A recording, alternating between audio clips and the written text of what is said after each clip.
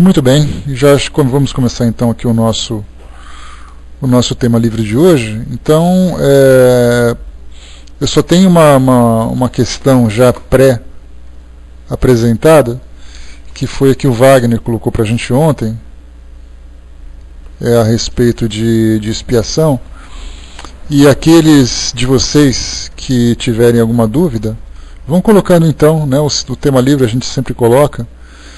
É uma oportunidade para a gente discutir os temas mais diversos, então não se constranjam em colocar as questões de vocês aqui na tela, a gente vai conversando dentro do possível.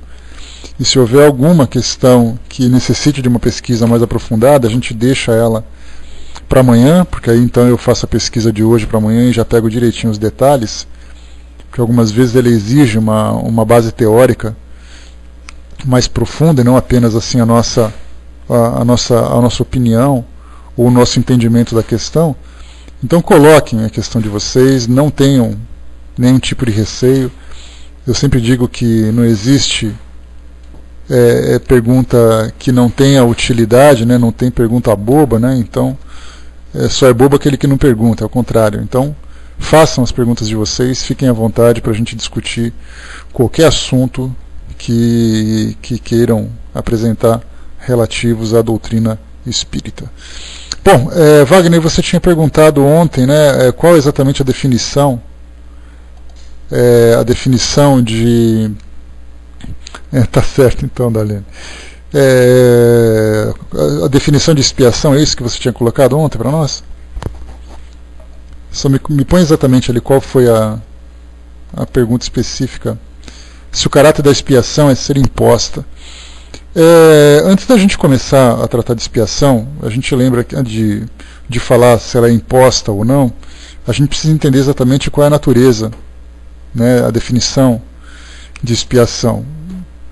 Quando se fala, porque nós temos nas experiências da vida terrena, nós temos ali o que os espíritos colocam para nós, 3 tipos de experiências que nós vivenciamos aqui no mundo terreno. A experiência das provas, e como o próprio nome diz, e Kardec lembra disso na Revista Espírita, logo no início, na edição de setembro de 63, ele foi indagado por um leitor sobre essa questão, né, de provas, de expiações.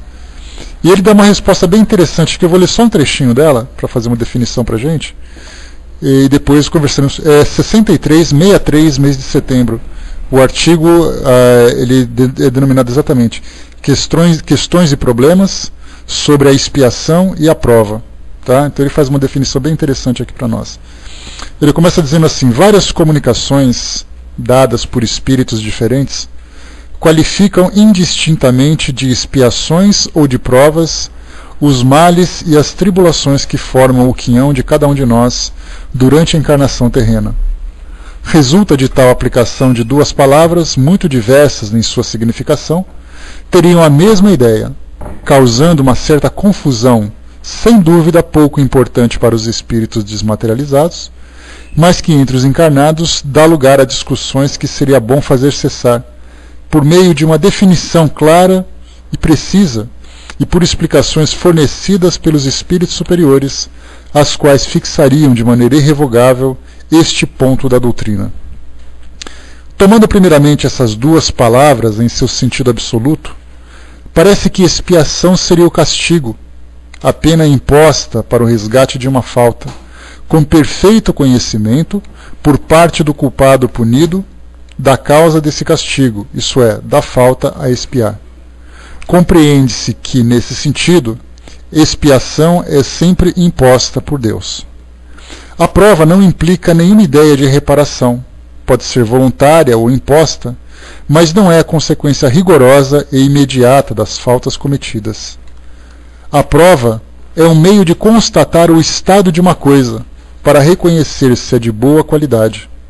Assim, submete-se a uma prova um cordame, uma ponte, uma peça de artilharia, não por causa do seu estado anterior, mas para se certificar se estão adequadas ao serviço para o qual se destinam.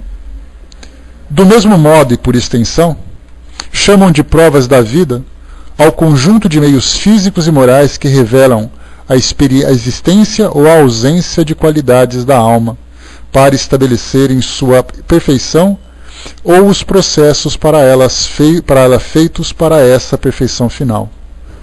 Parece, pois, lógico admitir que a expiação propriamente dita, no sentido absoluto do termo, ocorra na vida espiritual, após a desencarnação ou morte corporal, que possa ser mais ou menos longa, mais ou menos penosa, conforme a gravidade das faltas, mas que é completa no outro mundo e termina sempre por um ardente desejo de obter uma nova encarnação, durante a qual as provas escolhidas ou impostas deverão ensejar à alma o progresso para a perfeição que as suas faltas anteriores lhe impediram fossem realizadas. Depois aqui, então, ele continua dissertando sobre isso, inclusive fazendo uma referência numa outra revista espírita do mês de julho desse mesmo ano, de 1863, quando ele fala sobre expiação terrena. E aí até o próprio Kardec lembra, né, que parece uma incoerência, já que se nessa revista ele fala que a expiação ela é feita no mundo espiritual, como é que você pode escrever um artigo falando sobre expiação terrena?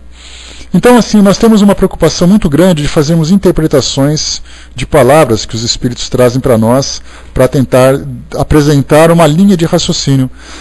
Só que, como eles sempre dizem também, principalmente os espíritos superiores, eles dizem, essa questão de palavras é problema de vocês precisam se entender a esse respeito. Então, para a gente poder facilitar, em vez da gente se apegar à palavra, a gente vai se apegar à essência da experiência a que o espírito deve se submeter para poder crescer. Depois a gente se preocupa com que título, que rótulo que a gente vai utilizar para esse fim. E nós pensamos o seguinte, toda expiação está relacionada com um erro, com um equívoco, que deve ser, como sentido puro da palavra, ele seria uma pena, seria um castigo. Mas como a gente lembra sempre que na justiça divina essa ideia do castigo ela acaba não tendo fundamento, porque na verdade ela é um despertamento para que o espírito possa se resgatar, para que ele possa se reajustar, se reequilibrar perante as leis divinas. Então a gente lembra sempre que qualquer experiência que esteja vinculada a um deslize, a um desvio que o espírito tenha escolhido no seu passado, então isso diz respeito a essa expiação. Se ela pode ser imposta ou não, que é exatamente ali o ponto principal da pergunta que o Wagner fez. Ela depende da consciência do espírito, Wagner. Se o espírito estiver em condição de compreender, porque a gente lembra daquele processo, né? Esse nosso famoso AE. Primeiro ele se arrepende, depois ele expia, depois ele repara. Então é esse o processo de evolução para todos os espíritos, de reajuste para todos os espíritos.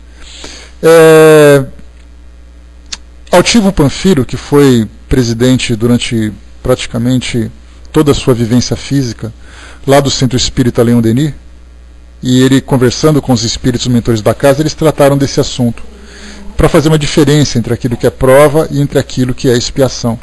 E ele dizia o seguinte para nós, que normalmente o espírito, quando ele é provado em alguma coisa, normalmente ele recebe essa prova meio que com o espírito de rebeldia.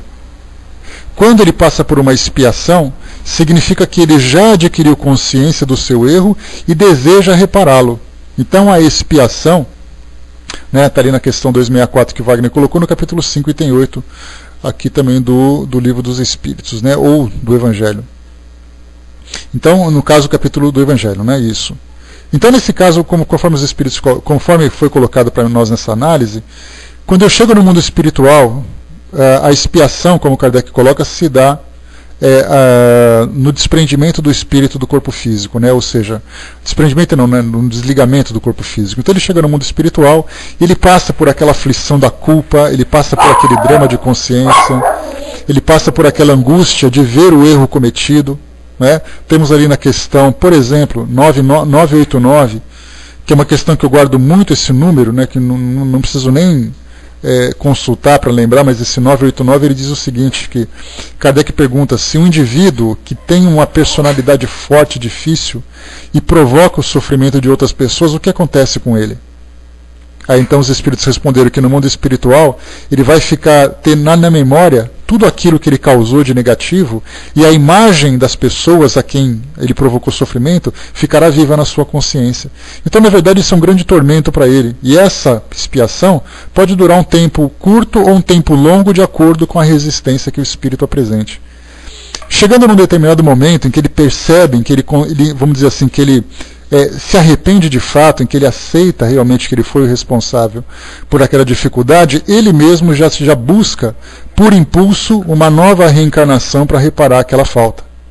E aí então ele vem com as provas de caráter, somadas também com os compromissos de reajuste do passado. Então ele fez essa escolha, e ele chega aqui no mundo espiritual, aqui no mundo físico, sabendo que as dificuldades que ele vai enfrentar são dificuldades pertinentes a esse passado.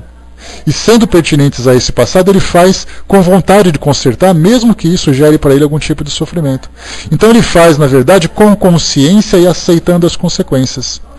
Mas, a gente lembra que isso não é uma matemática exata, tem espíritos que muitas vezes, mesmo tendo ali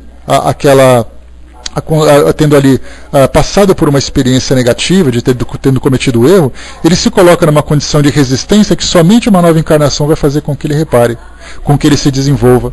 E aí então seria aquela ideia, sofrer o que fez sofrer. E aí então é uma nova forma dele aprender, dele se desenvolver através do resultado da mesma experiência que ele gerou. Ou seja, a pedagogia divina faz com que nós cresçamos através das próprias experiências. Nesse caso, esse espírito vem passar por uma expiação com uma condição de rebelde. Porque ele não se vê culpado daquilo, ele não acha justo aquilo tudo. Seria mais ou menos vamos pegar assim, essas histórias que a gente sempre ouve, que sempre lê nos livros, nos romances espíritas principalmente, aqui do Brasil em especial. E eu falo aqui do Brasil em especial porque nós temos uma história bastante triste no nosso desenvolvimento, que é, por exemplo, a época da escravidão.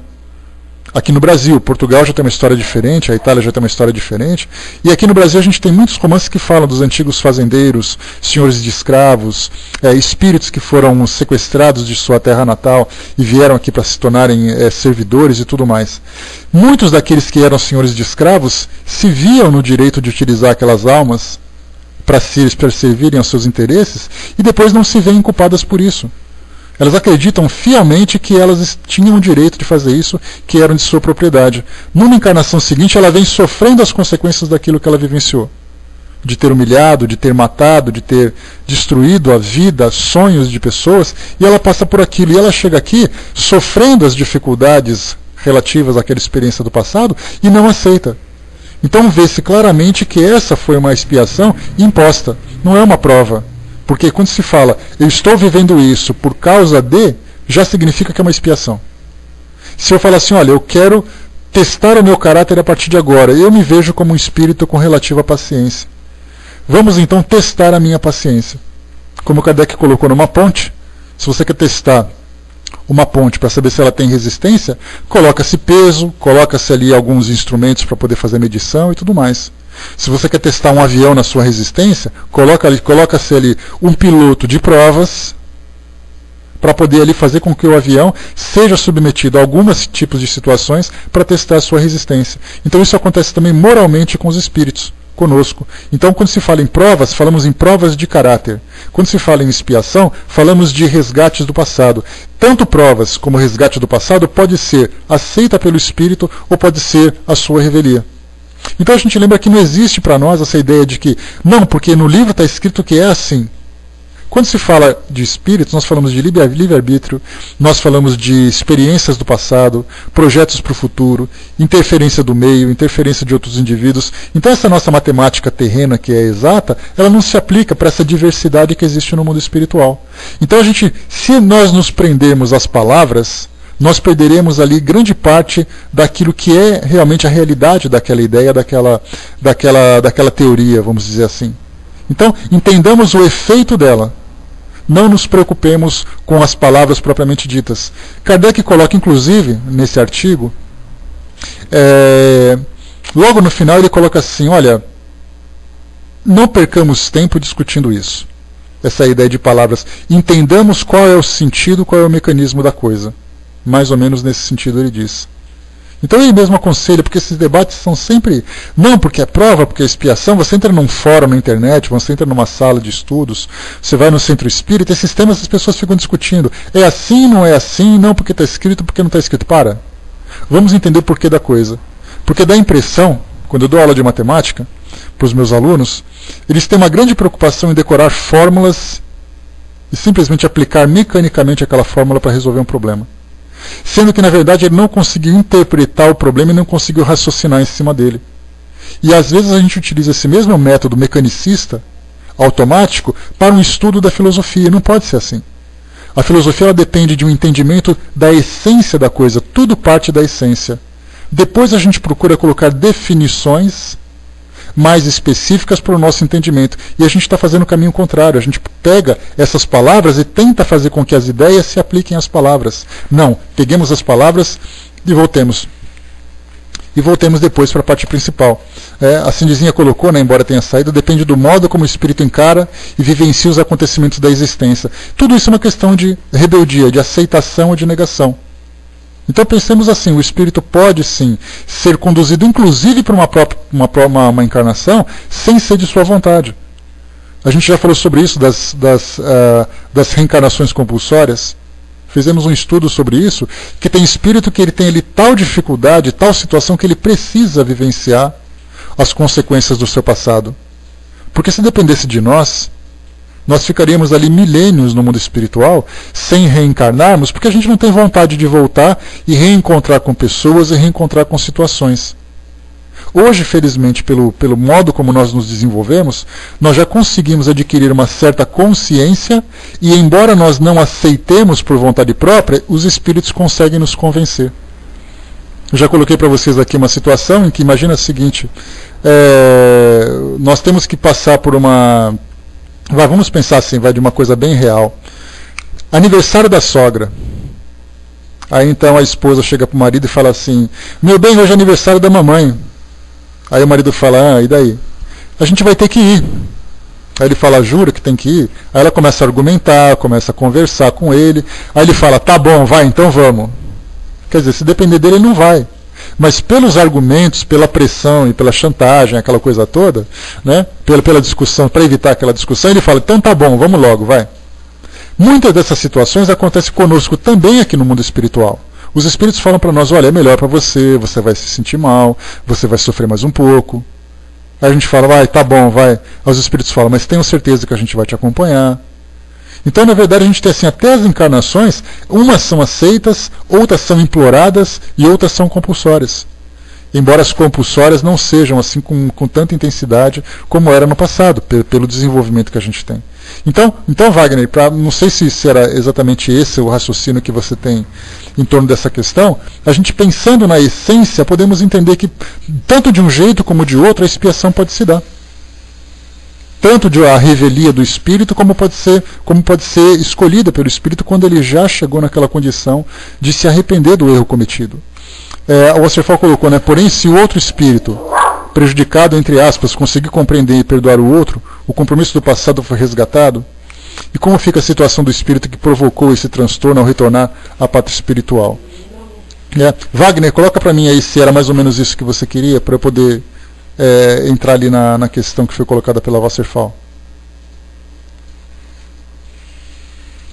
Cadê você, meu camarada? Venha correndo para cá. Enquanto isso, o soldado colocou. Oi.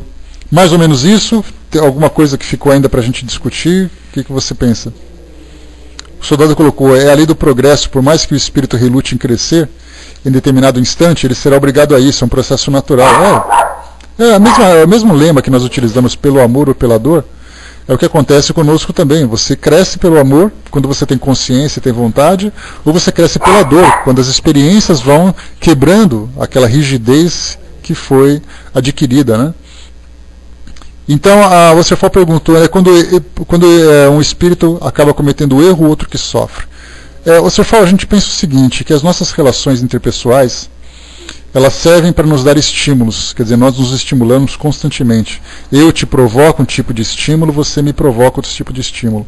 E nós reagimos, cada um do seu jeito, a esse tipo de provocação, digamos assim.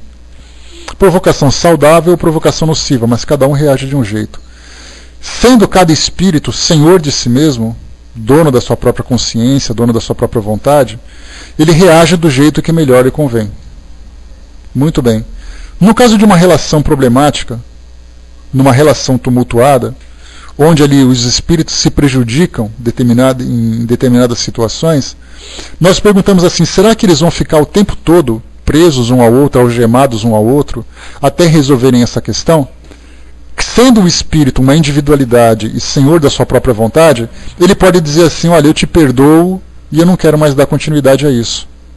No momento em que ele assume essa condição íntima de se libertar daquela experiência, ele automaticamente já ascende a uma dimensão diferente, digamos assim, enquanto que o outro, que se encontra rígido naquele comportamento, porque não é assim, eu com você, é eu com aquele tipo de reação.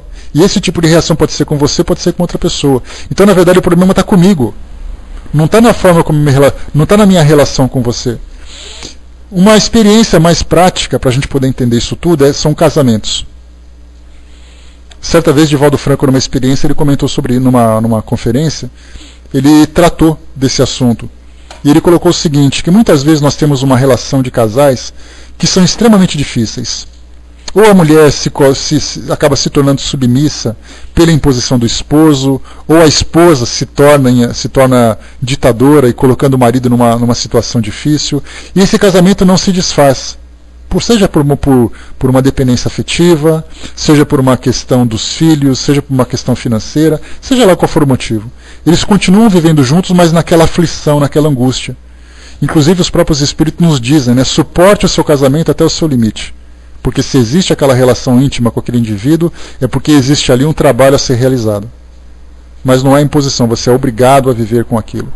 Mas eles orientam, tente suportar tanto quanto possível. Muito bem. Aquele casamento difícil, aquele marido ditador, aquele marido que é infiel, aquele marido que é agressivo e aquela esposa que sofre as suas aflições no íntimo de sua alma, no silêncio de sua alma. Quando há a desencarnação, a gente pergunta assim, né, eles vão se encontrar de novo no mundo espiritual? Eu vou ter que viver com esse homem de novo, com esse traste de novo na próxima encarnação?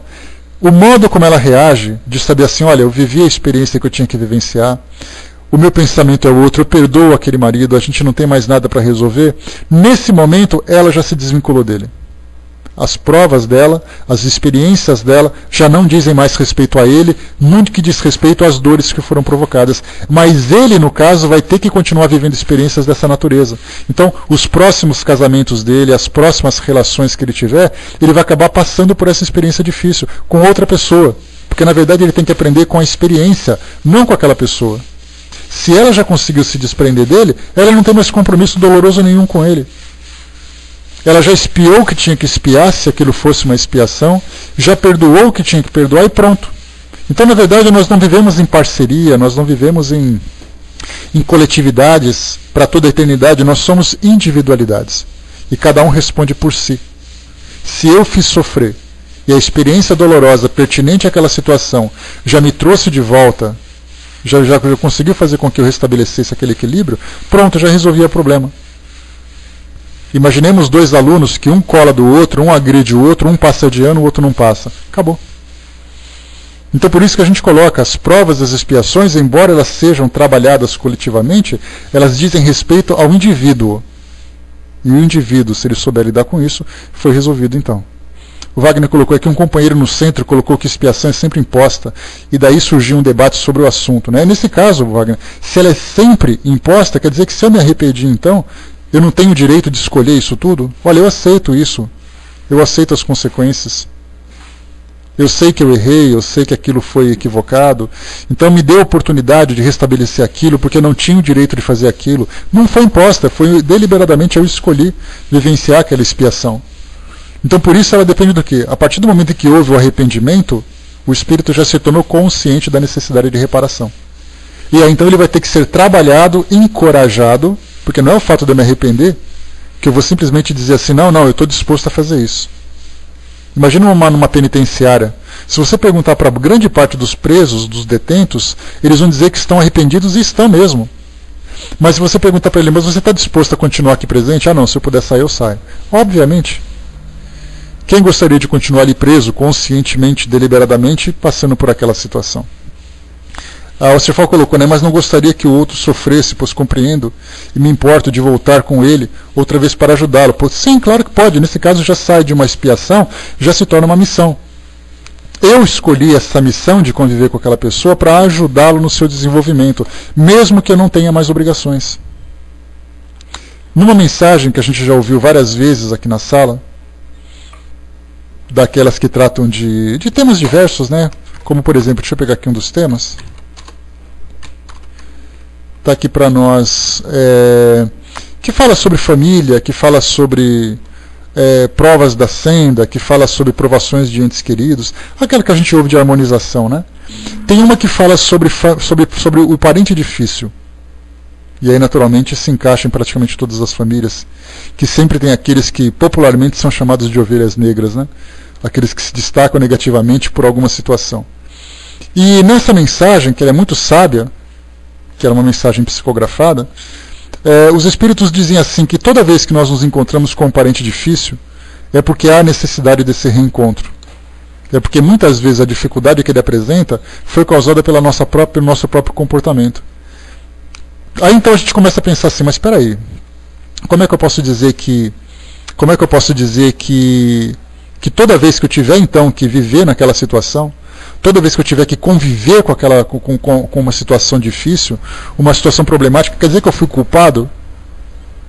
Que eu cometi algum erro? Quer dizer, todos nós cometemos erros então nessas situações?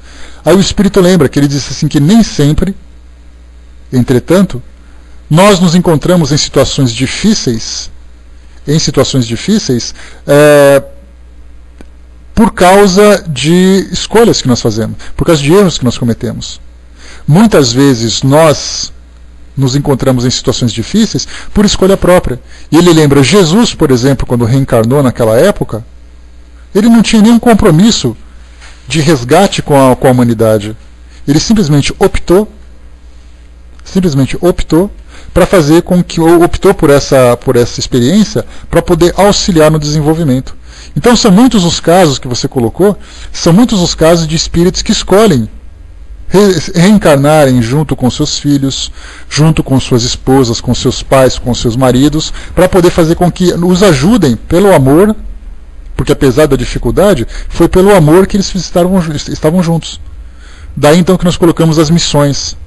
Porque quando a gente fala assim, missão, dá a impressão de que eu sou um espírito de alta envergadura revolucionando o mundo. A paternidade e a maternidade é uma missão. O casamento pode ser uma missão. A filiação pode ser uma missão. A convivência pode ser missão. Né? Bom dia, Morder. Bom dia, pessoal. Pipoca. Então tudo depende do quê? Da forma como o espírito se relaciona com aquela situação. E você pode, por exemplo, se relacionar, conviver com o marido que foi numa outra encarnação para poder ajudá-lo, mas ainda assim se submetendo às suas provas e às suas expiações que dizem respeito ao seu crescimento pessoal. Por isso, então, nós percebemos que cada situação ela traz para nós uma característica diferente e não adianta a gente trazer simplesmente rótulos. Não, as coisas são assim e não se fala mais nisso. As coisas são daquele jeito e não se fala mais nisso. Não. Tudo varia muito de uma situação para outra. Para os espíritos, já que se desprenderam das experiências terrenas, se desprenderam das experiências físicas, eles começam a olhar a coisa assim, o que ele precisa para poder crescer? Pronto, e apresenta então uma proposta de evolução. Agora o nome que vai se dar a isso, o título que vai se dar, como você vai colocar, não tem essa necessidade da gente se prender nisso. Né, como a Márcia colocou, né, o Chico dizia que cada caso era um caso e é mesmo assim. Nós estamos vivendo hoje, cada um olhando para a situação que está vivendo hoje, é uma expiação ou uma missão? Segundo o Altivo Panfiro, que eu comentei com vocês, ele sempre dizia assim que o espírito, quando ele aceita de coração se submeter àquela situação, significa que ele tem consciência. Significa que ele tem entendimento. Se é alguma coisa relacionada com dor do passado, é porque ele vivencia aquela experiência por opção. Você pode ir num hospital, por exemplo, e encontrar dois pacientes, um ao lado do outro, em camas separadas, passando pela mesma doença, mas cada um reagindo de um modo diferente. um rebelde, inconformado e infeliz, e o outro, apesar da dificuldade, apesar da sua dor, é um paciente bom, que aceita bem o tratamento. Aí nós nos perguntamos assim, mas espera aí, por que os dois reagem de modo diferente? Uma questão de consciência, de vivenciar aquela situação. Por isso não nos prendamos na matemática simplista do mundo físico. Entendamos o objetivo das coisas, a essência daquilo que diz respeito à experiência de cada um. Deixa eu ver aqui o que foi colocado. A Jandira colocou, né, o que acontece entre meu pai e meu irmão. Parece cão e gato selvagem, né? Necessidade de reencontros, né, Jandira? Mas muitas vezes também a gente lembra assim que quando se fala em antipatias entre os indivíduos, dá a impressão de que toda vez que você não gosta de alguém é porque você já teve problema com ele no passado. E na verdade não é. Olha a nossa matemática simplista de novo. Na verdade não é. Na verdade eu posso chegar aqui, começar a falar coisa para vocês que vocês não concordam. Vocês não são obrigados, vocês pegam e desligam o computador, saem do pautal que não se fala mais nisso.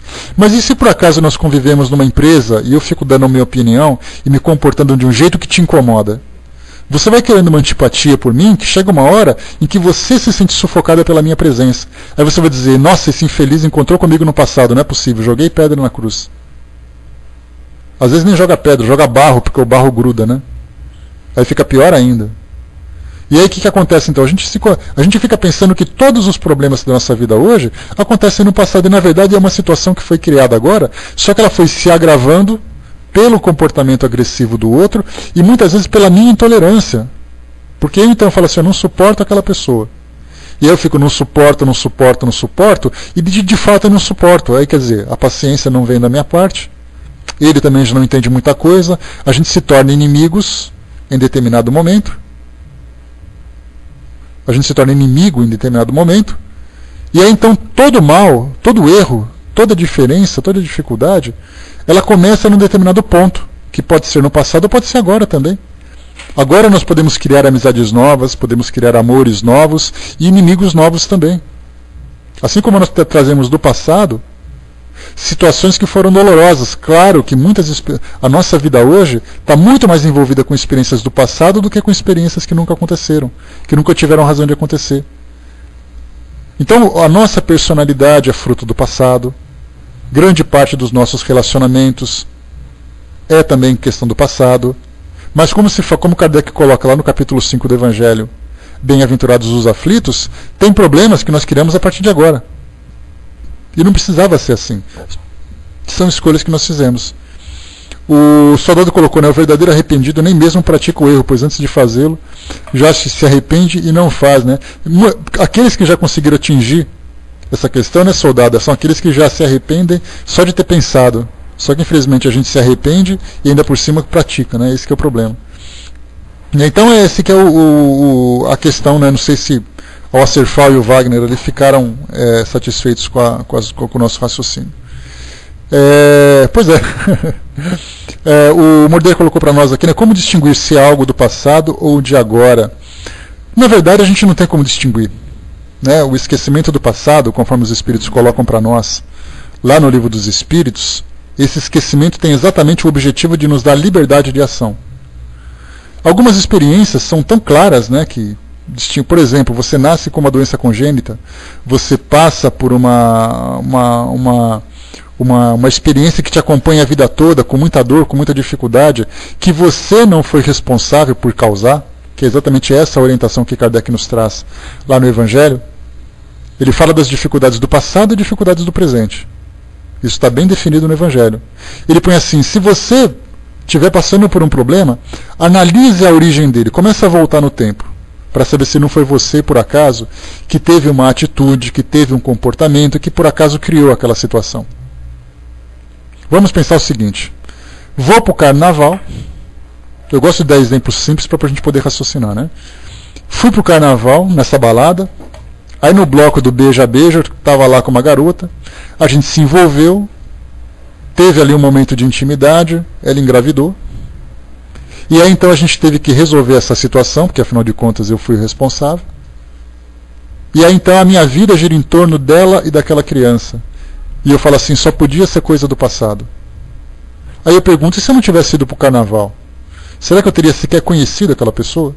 será que ela teria engravidado? Porque é a natureza que age. A partir do momento em que há o encontro dos gametas masculino e feminino, numa determinada situação, vai gerar gravidez. Não importa se eu faça, se isso é compromisso do passado ou do presente. Então, a grande parte das situações, dos sofrimentos que nós causamos, são criados agora, pela nossa personalidade, pela nossa dificuldade. E agora, tem aquelas que eu vivo e eu falo assim, não é possível nascer numa família problemática, tem uma situação difícil, o meu estilo de vida é sempre muito difícil, sempre muito suado. Então eu não tive responsabilidade por aquilo. Então já está mostrando claramente que isso para mim é uma experiência que ou é expiatória do passado em que eu tenho que resgatar, ou é uma prova de caráter que eu fiz escolha antes de chegar aqui. Porque, como eu disse para vocês já, Deus não olha para os olhos das pessoas e dizendo assim, olha, eu fui com seus olhos verdes, eu fui com a sua cara, então eu vou te dar uma vida tranquila. E você que eu não fui com a cara, eu vou te deixar um sofrimento. A coisa não funciona dessa forma. Tudo tem uma razão de ser, tudo tem um porquê. Então perguntou para mim ali, Morder, né, se é algo como distinguir se é do passado do passado do presente? É analisando a origem da coisa. Mas de um modo geral nós não temos esse entendimento.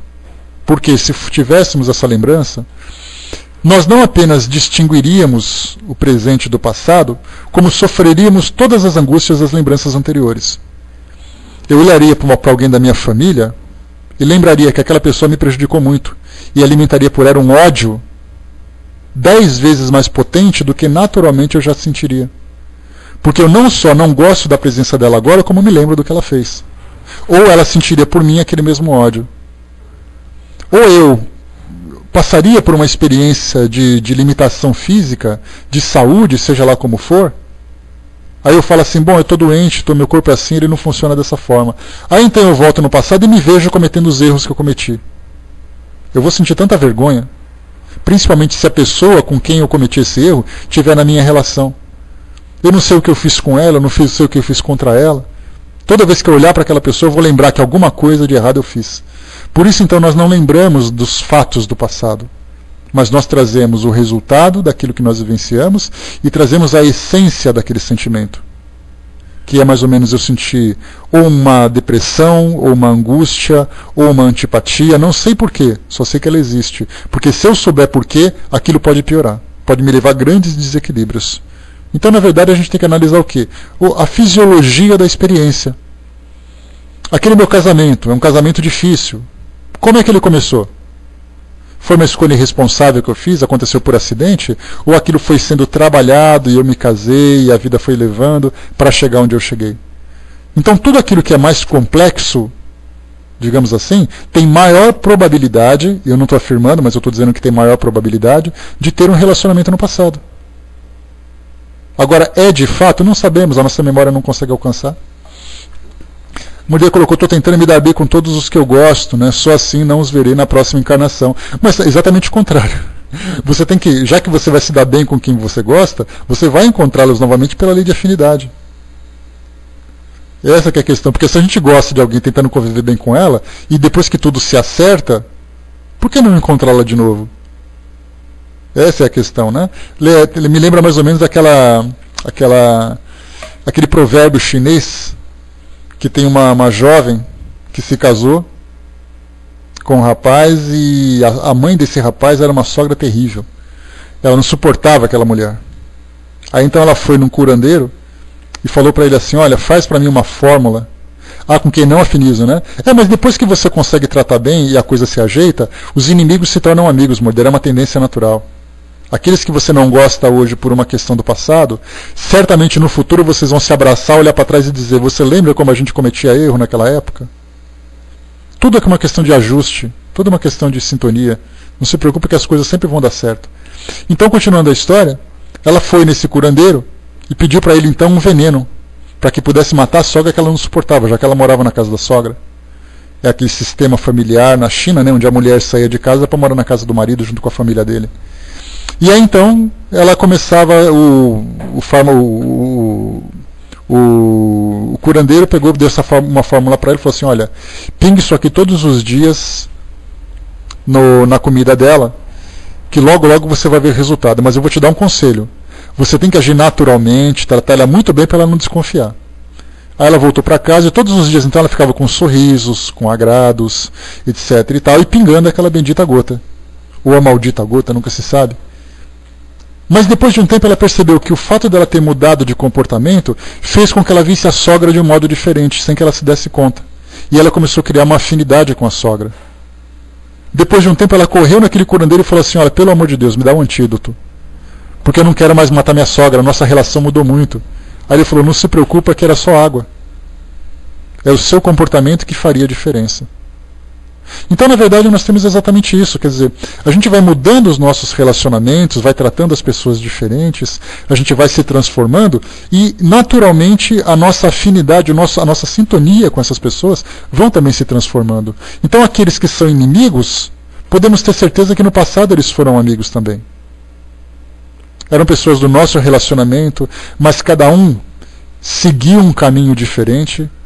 Aí a gente criou uma antipatia, criou uma inimizade, porque dá a impressão de que os ódios, ou ódio entre as pessoas, nasceram do nada. Na verdade não. O ódio normalmente nasce de pessoas que eram próximas. E pelo fato de terem cometido erros, aquele sentimento de amizade, de afinidade, se tornou um sentimento de antipatia. Então ele vai tender naturalmente a voltar a esse sentimento natural. Então vamos esperar que aqueles que são hoje os nossos antipáticos, que se tornem depois no futuro aqueles que são os nossos afins. Né? Só para poder fechar aqui, Mordê colocou também, né, tem lógica, mas tem um lado contrário. Se você tem que evoluir e ter uma cabeça evolutiva, você não alimenta o ódio, mas sim teria chance de consertar. Toda regra tem exceção. Né? Então, na verdade, a gente lembra sempre assim, né, tudo é uma questão de conduta pessoal. Cada um escolhe o modo como quer se conduzir. O que a gente não pode fazer é fazer com que a coisa piore. Aí sim isso se torna um problema para todos nós. Eduardo colocou, né, gostaria que você falasse sobre esse momento de transição planetária, sobre o tipo de espíritos mais endurecidos que estão encarnando. Esse tema, transição planetária, Eduardo, ele foi tema do Congresso agora de Goiás, né? Foram 4 dias, de sábado até terça-feira, tratando desse tema, transição planetária. Vários palestrantes, fórum de discussão, perguntas dos participantes do Congresso, tratando desse assunto porque ele gera muita dúvida. E uma das maiores dúvidas que são apresentadas é quando vai acontecer a coisa. Né? Que dia que vai acontecer a transição planetária? Eu vou acordar, eu vou dormir numa sexta-feira e no sábado de manhã um planeta já mudou? Então as pessoas ficam preocupadas, vai ser no calendário maia? Vai ser em 2025? Foi no passado que começou? Quando é que isso exatamente se dá? Então quando a gente se preocupa muito com data, a gente não entende o momento. É a questão da filosofia que eu falei para vocês. A gente simplifica tanto a coisa pela nossa matemática que a gente se esquece de entender o processo. Ele é um processo longo. Nós não sabemos exatamente quando ele começou. Alguns especulam que foi no século passado, durante a Segunda Guerra Mundial. Outros especulam que foi durante a aparição de Fátima. Outros falam que foi na década de 60, na entrada da Era de Aquário. Outros falam que vai ser a partir do fim desse ano com o calendário maia. Outros falam que vai ser 25, como eu coloquei. Não interessa. O que interessa é o seguinte, que é um processo que está acontecendo. E que está acontecendo não apenas para nós que estamos encarnados, mas para aqueles que também estão desencarnados. Então tem muitos espíritos que estão vindo para cá ainda passando por esse processo de regeneração ou de experiências de transformação. Então não estão reencarnando apenas aqueles espíritos mais elevados em termos de conhecimento e em termos de valores, mas estão também vindo espíritos que estão tendo também a oportunidade de se regenerarem durante esse período. Então eles estão aí, reencarnando, desencarnando, vai errar. Então isso vai demorar quanto tempo? Já coloquei para vocês que eu gosto de ser bastante realista com a coisa. Se a gente quer ter uma ideia de quanto tempo o nosso mundo vai se transformar, basta a gente olhar a nossa própria natureza, a nossa própria personalidade. De um dia para outro, certamente eu não vou conseguir ser uma pessoa muito melhor do que eu sou. Eu vou ser um pouquinho melhor, talvez. O que eu posso garantir é que eu não vou piorar, já que o espírito não retroage naquilo que já adquiriu. Então, muitos espíritos que estão chegando são aqueles que ainda estão vivenciando essa oportunidade de se transformarem. Então, estão vindo aí espíritos endurecidos, espíritos rebeldes, espíritos ignorantes, espíritos medianos, como a grande maioria de nós, felizmente, espíritos melhores que vêm trazer exemplos. Então não nos prendamos assim em fatos específicos, mas entendamos que isso é um processo secular. É um processo que deve durar de 2 a 3 séculos para acontecer. Muitos de nós desencarnaremos em breve e voltaremos a reencarnar ainda tendo essa chance de fazer com que as coisas melhorem. Mas vai chegar um momento em que o nosso planeta atingirá tal nível de vibração em que esses espíritos mais endurecidos não terão mais condições, não suportarão mais viver entre nós. O próprio planeta vai fazer com que eles sejam levados ao mundo próprio, né, da natureza que eles apresentam. Por isso, então, vamos continuar tendo espíritos agressivos, espíritos ainda com um certo egoísmo no coração. Eu ia falar maldade, mas eu não gosto de usar essa palavra, porque ninguém é mau. Nós somos, na verdade, ignorantes, e essa ignorância, esse egoísmo, que faz com que a gente cometa esses equívocos, né? Por isso, então, a gente pergunta assim, vai continuar acontecendo? Vai. Vai ter conflito ainda no mundo? Vai. Vai continuar tendo fome? Vai. Vai ter epidemias? Vai. Agora, quanto tempo isso vai demorar? Vai depender da gente, da nossa intenção de fazer com que tudo isso se reverta. Estamos aí passando por crises econômicas no mundo todo, países na Europa ali passando por países que viviam relativa tranquilidade durante tanto tempo, agora passam por turbulências enormes. O que acontece na Grécia, por exemplo, se aquilo acontecesse no Brasil, nós estaríamos enlouquecendo agora, estaríamos quebrando, colocando fogo em prédios. Eles estão passando por extremas dificuldades, a gente não faz ideia da intensidade disso. E quanto tempo isso vai demorar? Vai depender de nós. Da gente se voltar e começar a olhar para o nosso semelhante como irmão e não como adversário e tudo mais. Pois é, Portugal nem fala então, né, Ana? Também passa por grandes dificuldades ali também. Então, quer dizer, nessa situação que a gente coloca, tudo vai acontecer no seu devido tempo. E não é de um dia para o outro. 3 séculos, talvez, 4 séculos, talvez. O nosso planeta tem aí bilhões de anos. A humanidade aqui no nosso mundo tem ali mais de 200 mil anos. O que são ali 200 anos diante desse tempo todo de transformação? O Armando colocou, o problema é que muitos espíritas querem que essa transição seja já. A natureza não dá saltos, né? A questão, Armando, é que a gente sempre lembra assim, né, que nós estudamos muito sobre imortalidade, sobre o futuro, aquela coisa toda, mas nós não temos paciência para isso não, né? Nosso tempo é tão curto, a gente vive sentado em cima de relógio, né? Então é o tempo que está contando, a gente quer a coisa agora, porque a gente não sabe como é que vai ser o futuro. Então, por mais que nós estudemos sobre as teorias da imortalidade, da eternidade, os nossos instintos são imediatistas, eles querem que as coisas aconteçam agora. E é isso somado também a essa fantasia que a gente alimenta, essa falta de entendimento, aí a coisa vai se complicando cada vez mais. Aí que a gente pensa mesmo. Vocês se lembram o que aconteceu na virada do milênio? Que nós tivemos duas viradas, né? Embora o milênio tenha virado para o ano 2000 para 2001, de 99 para 2000, muita gente enlouqueceu. Grupos cometeram suicídio coletivo, nós lembramos disso. Grupos se afastaram da sociedade para poder viverem isoladamente porque a coisa ia acontecer. Pegamos Nostradamus, que dizia nas centúrias, de 1000 a 1000 chegarás, mas 2000 não passarás. E aí então a coisa foi passando, a coisa foi acontecendo, e nós temos hoje religiões, especialmente as religiões de tradições pentecostais, que fazem um estudo apocalíptico da situação, trazendo vídeos, produzindo filmes evangélicos que eu já tive a oportunidade de ver, que falam sobre esse fim de mundo. Uma expedição de missionários evangélicos foram para o México, encontraram lá um calendário maia e começaram a fazer especulações. De repente houve vulcões, a coisa começou a acontecer. Quer dizer, em vez de trazer esperança e otimismo, trazem desespero. Porque isso está na Bíblia. Os cavaleiros do Apocalipse vão chegar e vão trazer toda aquela destruição e pragas e não sei o quê. Quer dizer, mais praga do que a gente está vivendo, precisa mais ainda. Precisa de filme para poder mostrar tudo isso. O Eduardo colocou, só nessa encarnação o mundo já devia ter acabado umas 5 vezes. Pois é, nessa última década então nem fala. O soldado colocou, nós temos um manancial de riqueza de perfeição. Basta termos essa percepção, alterar o foco, que comumente é voltado ao trágico, ao sensacionalismo. Não é da nossa natureza, né? A gente adora, né, morte, destruição. Então hoje as tendências dos filmes que nós assistimos são filmes de guerra, são filmes de zumbis, filme de fim de mundo, filmes de terror. E nós adoramos isso. Nós adoramos isso. Eu lembro, né, Florzinha? Desde quando ele nasceu, 14 vezes já falaram sobre isso, né?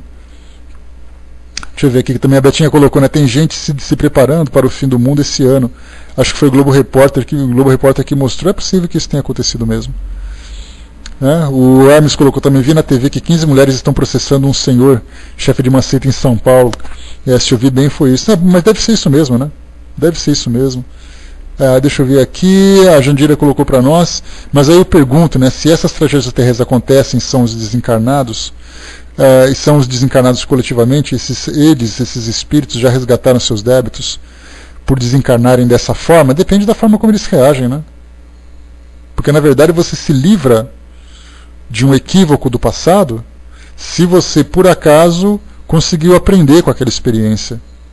Nós temos ali, por exemplo, presidiários que por mais que eles sejam presos, por mais que eles sejam recolhidos, por mais que eles apanhem, eles continuam cometendo os mesmos erros.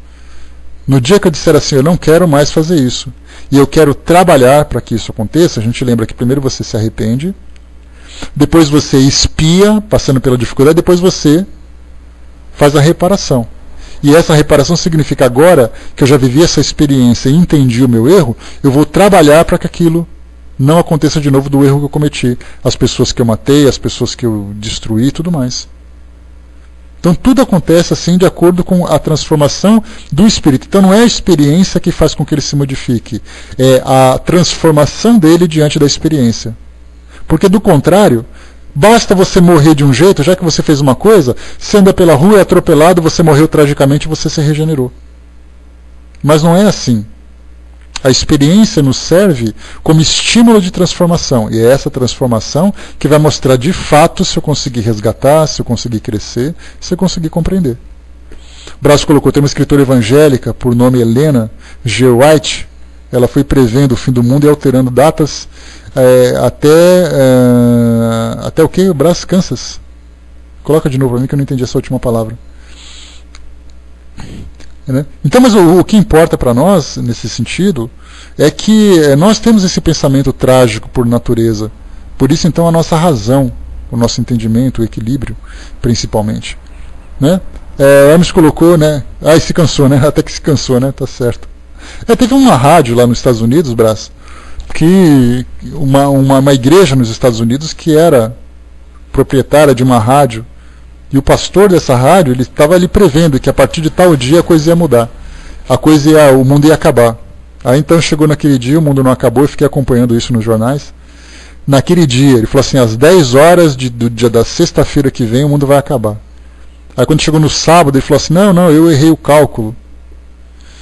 Vai ser, na verdade, no outro dia tal. Chegou naquele outro dia tal, nada aconteceu de novo. Então, as pessoas acabam passando por certo ridículo, né, por certo constrangimento, por viverem dessa forma. O rapaz que violentou a menina no novembro estava a um dia da liberdade condicional, né? Pois é, voltou então a essa situação. Deixa eu ver aqui também que vocês colocaram. Tá. Pergunto isso porque li um livro que os esfomeados da África e o pessoal do tsunami eram as alemães nazistas. Pode ser que sim, pode ser que não. Eu posso até concordar, Jandira, pela necessidade dos espíritos vivenciarem aquelas situações. Mas a gente não leva isso ao pé da letra porque não tem comprovação para isso. Alguém escreveu sobre isso e coisa e tal. Vocês se lembram, já comentei com vocês, de um atentado terrorista que aconteceu na Chechênia, onde 100 crianças foram feitas reféns dentro de uma escola e depois todas elas foram assassinadas, executadas, como protesto dos chechênios contra a influência da Rússia? Numa palestra eu ouvi que aquelas 100 crianças tinham sido aqueles bolcheviques do início do século XX, lá na Revolução Francesa, que tinham cometido aqueles crimes. E a gente pensa assim, isso é fato? Quer dizer, pode ser que sim, pode ser que não. Mas não importa o que aconteceu. Agora o que a gente coloca é o seguinte, que se esses esfomeados da África, sejam eles quem forem, se aqueles espíritos que vivenciaram as experiências no tsunami, sejam eles quem forem, se eles não se transformarem diante dessa situação, eles serão submetidos a nova experiência para poder se desenvolver. Não é o acidente, não é o evento que me transforma. Sou eu que tenho que me transformar diante do evento. Isso que é fundamental para o nosso entendimento. O que mais que vocês colocaram aqui? O soldado colocou também que a população carcerária no Brasil tem um percentual bem reduzido. Felizmente, não sei, viu, soldado, se teria mesmo, se isso é comprovado estatisticamente, porque a gente vê a superlotação nos presídios tanto quanto era no passado, né? Até um pouco mais, talvez, pela agressividade, né? Mas o que vale para nós, como eu coloquei para vocês, é, né, a experiência que cada um passa. Pois é, exatamente, né, Jandira? Você lê muito, como nós lemos muito também. Então, quando tudo aquilo que fala, que surge uma dúvida para você, que você pergunta assim, será que ele tem certeza? Se você tiver essa dúvida da certeza dele, significa que você não deve colocar aquilo como algo definitivo, algo comprovatório. Então, sim, muitas informações chegam para nós. Eu tenho um conhecimento, eu quero compartilhar com vocês. Eu já trouxe para vocês aqui várias experiências pessoais que eu já vivenciei. Experiências no campo doutrinário, experiências no campo familiar, experiências no campo profissional, várias experiências. Acreditarem em mim ou não é uma questão de afinidade que vocês têm, de confiança naquilo que eu falo. Se alguém que trouxe para você uma informação, essa informação tem lógica, essa pessoa é confiável, o espírito também é confiável, aquilo pode ser para mim uma base de estudos, mas eu não posso colocar aquilo como verdade absoluta. Até porque, dependendo do tipo de informação que eu coloque, aquilo acaba sendo até ofensivo. Imagina se por acaso eu tenho um familiar meu que visitou a Indonésia, a ilha de Sumatra naquele período, e ela de repente desencarnou, uma pessoa de bem, uma pessoa de bom coração, desencarnou naquele acidente, e você fala para mim, mas eu li no livro que todas as pessoas eram alemães nazistas, eu te pego pelo colarinho e te chacoalho. Como é que você ousa falar isso da minha família? Então, quando a gente começa a colocar rótulos, isso acaba sendo extremamente perigoso, porque a gente constrange pessoas. A gente constrange famílias, a gente constrange nações muitas vezes, por causa disso. Como é que a gente pode dizer que aquela pessoa foi capaz de fazer aquilo? Se eu não souber lidar com essa informação, ela pode ter sido nazista mesmo. E aí, como é que eu posso lidar com isso? Não posso mudar a realidade dela, mas daí a gente levar uma especulação em torno disso, acaba sendo extremamente problemático. Por isso, quando forem informações isoladas, que nós não tivermos uma comprovação doutrinária para poder trazer isso, divulgar isso também, é melhor a gente deixar assim quietinho por enquanto, porque isso não vai fazer diferença para a nossa vivência, o mais importante.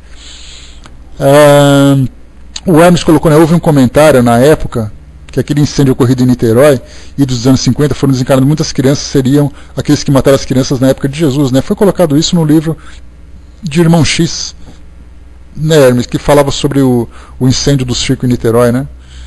Que eram aqueles homens que estavam ali nas arenas do Romanas, enquanto os leões devoravam aquelas pessoas, né? Pode ser que sim, pode ser que sim. Mas isso é de fato? A pergunta é, isso faz alguma diferença para mim? Se a gente dizer que isso não faz diferença nenhuma, então fica apenas como uma ilustração, uma suposição ilustrativa, digamos assim. Deixa eu ver aqui. Tá, o Hermes colocou lá em cima aquele tema, Hermes, eu não lembro que tema que era não. Se você quiser colocar para nós aqui, a gente debate. Planeta Terra em Transição, de Isoldino Rezende por Espírito Ismael. Tudo aquilo que é lido, né, Jandira, tem que ter cuidado, a gente não pode se deixar levar por isso tudo, por qualquer informação que chega para nós. Eu li também o Transição Planetária, do Divaldo Franco, psicografia vinda pelo Espírito Manuel Filomeno de Miranda, um livro que eu gostei muito, pelo relato que ele traz, mas daí a gente colocar alguns fatos à prova, a gente vai ver que não tem como comprovar isso tudo, né? O Morder colocou, qualquer um pode ter sido nazista, né? Ou mesmo o ser agora, né? Sem ter sido antes. Para mim o diferencial estaria em mudar isso tudo. O passado, ninguém pode mudar o passado, a gente tem que mudar o presente a partir de agora, né? Como diz ali o Chico. Fiquei tranquilo em saber que não tinha esse resgate, pois não fui ao circo, por ser mais pobre ainda, né? Pois é, já é uma experiência a mais. O suposto Humberto de Campos traz comunicações muito ousadas, né? Então tem ali também esse cuidado que tem que se ter na avaliação dessas informações. Esses exemplos, se são bem usados, dá a impressão de pena de talião, e não podemos esquecer que o amor cobre multidão de pecados. E o mais importante também, que eu gosto sempre de falar, quando se fala em desencarnações coletivas, não significa que os erros foram coletivos, em que os espíritos cometeram aqueles erros juntos. Quando se fala de um avião que cai, de um terremoto, de um navio que afunda, de um tsunami, de um furacão, não significa que aqueles espíritos tenham sido comparsas num crime. A forma de desencarne do medo, da preocupação, do desgaste provocado, da dor que foi provocada, é um resgate que foi coletivo, mas para experiências individuais. Então, se um avião cai, não significa que todas aquelas pessoas daquele avião são comprometidas no mesmo crime, no mesmo erro. Eu posso ter errado de um jeito, você errado de outro, e a gente se encontrar no mesmo local aproveitando aquela experiência para o nosso crescimento pessoal. Então temos que pensar dessa forma também. Quando a gente analisa uma tragédia e começa a colocar que todos eles são iguais, todos eles fazem parte do mesmo saco porque são farinha do mesmo saco, então isso acaba depois sendo uma limitação também do nosso raciocínio. Deixa eu voltar um pouquinho que vocês colocaram aqui. O Hermes colocou ali só uma correçãozinha. Hermes, você colocou ali a frase de Leon Denis que o homem dorme no mineral, o espírito dorme no mineral e desperta no homem. Na verdade, a frase de Leon Denis, do livro O Problema do Ser, do Destino e da Dor, ele diz que o princípio espiritual adormece na planta, ele não envolve a pedra, o mineral, porque já que o mineral não tem ali nenhum princípio espiritual a não ser a energia molecular da matéria. Então ele adormece na planta, agita-se no mineral, desperta no homem, depois ele cresce como espírito, Pois mas antes da pedra, começa na planta já. O Armando colocou: o problema é que não se analisa o que vem dos espíritos com coerência e lógica, porque se veio de tal espírito e o médio é verdade. Daí o problema de ter tantos livros ditos espíritas, as editoras é que adoram. O próprio Divaldo Franco fala sobre isso naquele comentário que eu fiz com vocês ontem, que ele nos fala exatamente disso, que hoje o que vale é você vender. E o meio espírita tira o dorme no mineral, Hermes, ele dorme no vegetal, segundo Leon Denis. O Leon Denis não disse que tem princípio espiritual na pedra. Esse é um equívoco que normalmente a gente comete.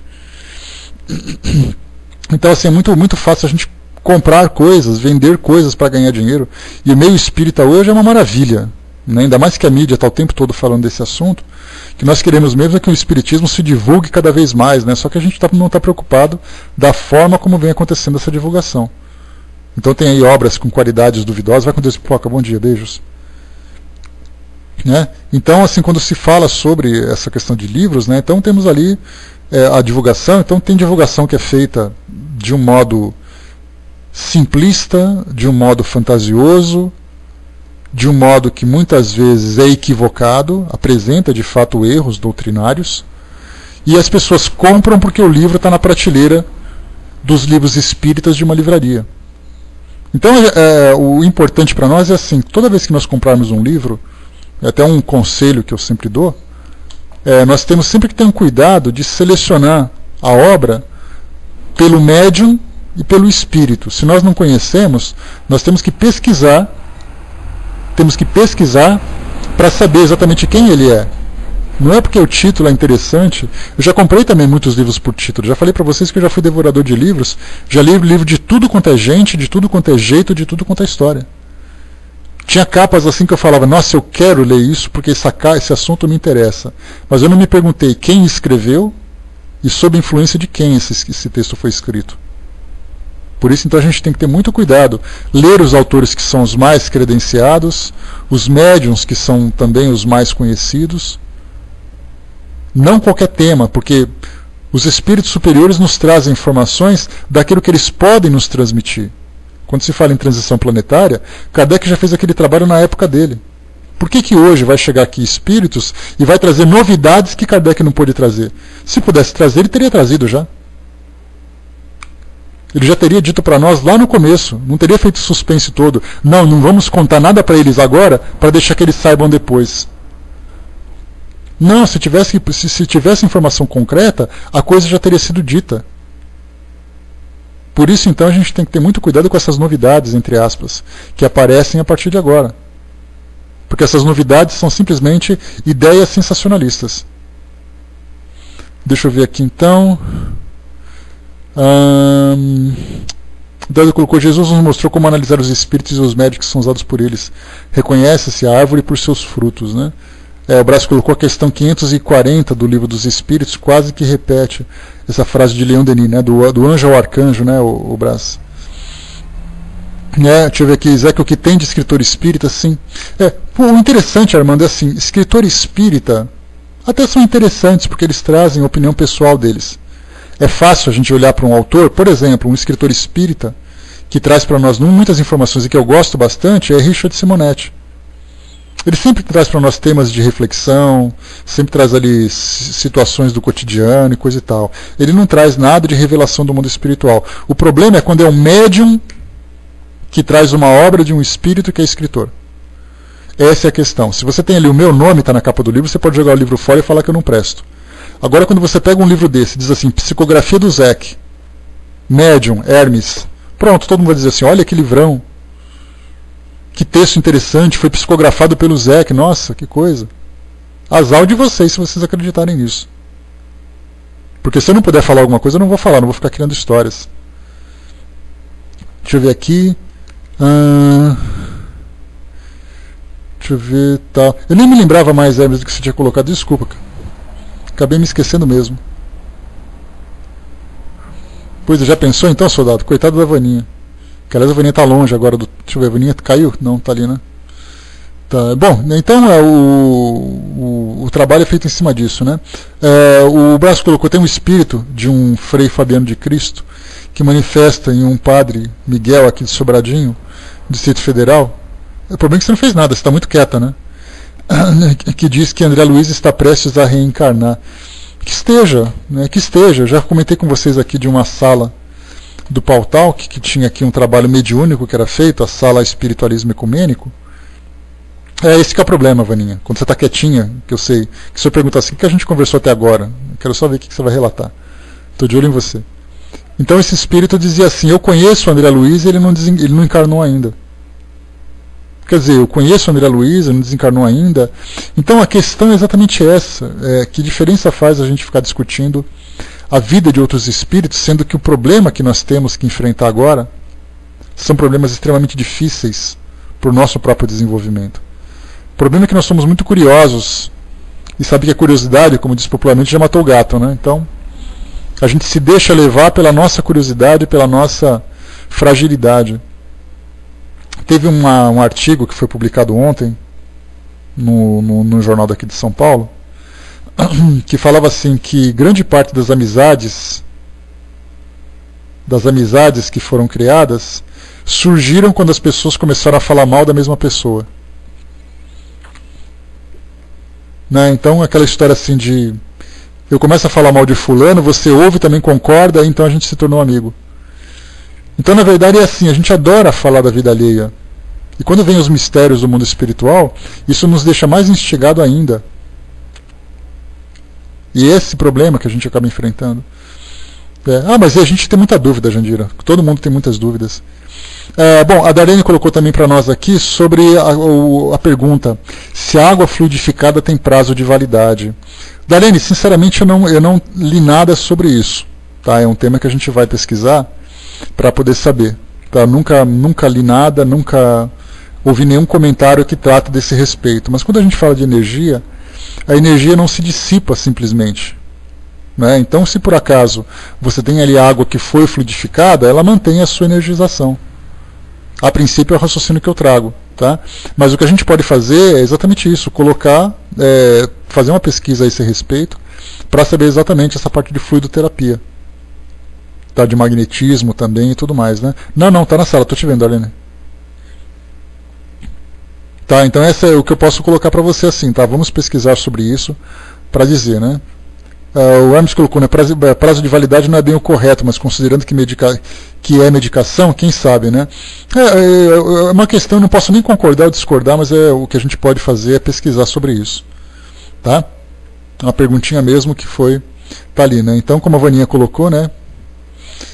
Na verdade a gente pergunta, porque é uma questão de pesquisa, tá, Darlene? Olha só, essa situação que você expôs, ela pode gerar resposta das mais diversas.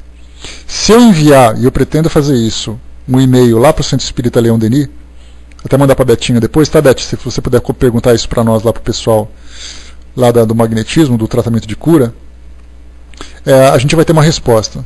Se eu falar para o Hermes levar isso lá para o centro dele, lá para a parte de coordenação doutrinária, eles vão dar uma resposta.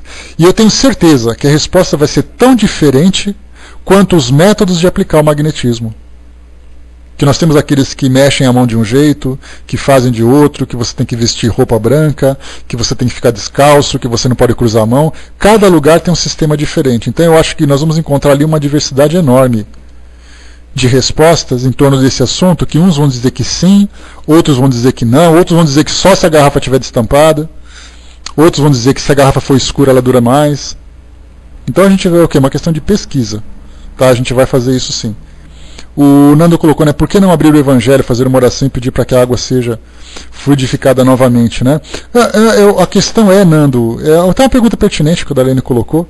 Imagina que eu estou no centro espírita e eu fiz ali uma magnetização de várias garrafas de água, que é o que normalmente acontece, né? Aí sobraram algumas garrafas, eu guardo. Aí vem outra pessoa e faz isso de novo, pegando essa garrafa, sem saber o que aconteceu. Essa garrafa vai ser só um placebo, ou ela vai ter realmente o efeito de medicação que ela tem? Então, eu particularmente nunca ouvi nada que que falasse sobre isso. O Francisco colocou, né, acho que boa parte dos espíritas se preocupam mais com as figuras da doutrina do que propriamente com o seu conteúdo e ensinamentos. Né? A assinatura é o que vale, né, Francis?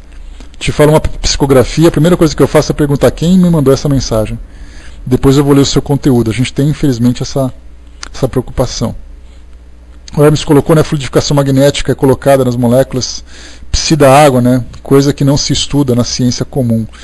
A gente vai fazer análise, né? Vamos pesquisar isso aí, Darlene, tá? Vamos ali até colocar lá na nossa lista depois, como informação, e depois a gente repassa aqui para a nossa sala. Beleza?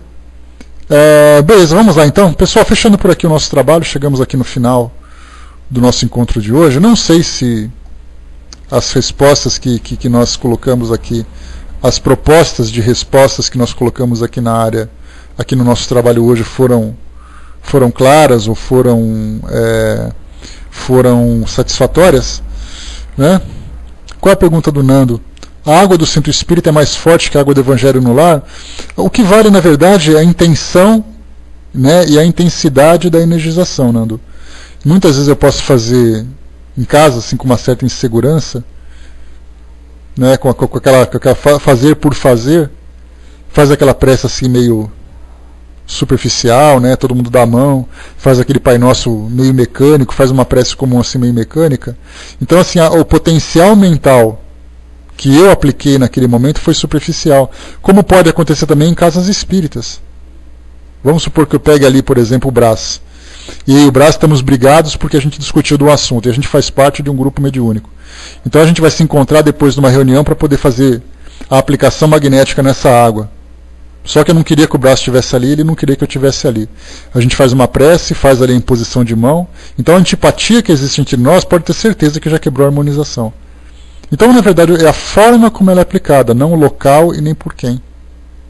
É a forma como... A gente vai acabar envenenando a água. Exatamente, Brás.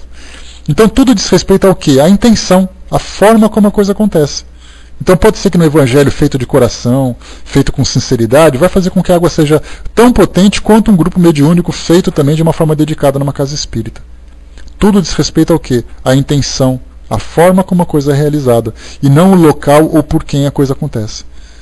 Eu posso ser um médium extremamente potente, estar revoltado, estar deprimido, estar ali meio cansado de fazer aquela coisa, faço aquilo muito rápido. Ah, mas foi o Zeke que fez aquilo, como se o Zeke fosse médium, né? Foi o Zeke que fez ali a aplicação daquela água magnética, me dá 2 litros logo. Só que eu estava ali cansado, estava ali meio de saco cheio, aquela coisa toda. Falei assim, quer saber? Deixa eu colocar uma água nisso aqui porque eu quero ir embora. E todo mundo compra como se fosse o elixir da vida, né? O elixir da juventude. Então, na verdade, é o quê? É a intenção, é a forma como a coisa se dá. Deixa eu ver aqui, mesmo se eu não estiver bem, será que eu vou pensar em energias não muito boas? Né? O que vale ali é a forma de lidar com essas energias.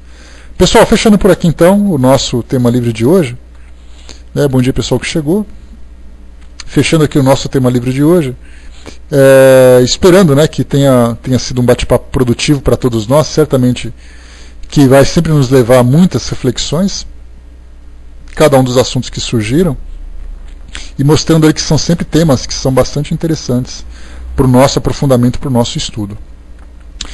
Filhinho, quem vai fazer o encerramento? É o Hermes? Não lembro? Beleza, então. Passo para o professor para a gente fazer aqui o nosso encerramento. Desculpa, tá, Hermes, de não ter lembrado mesmo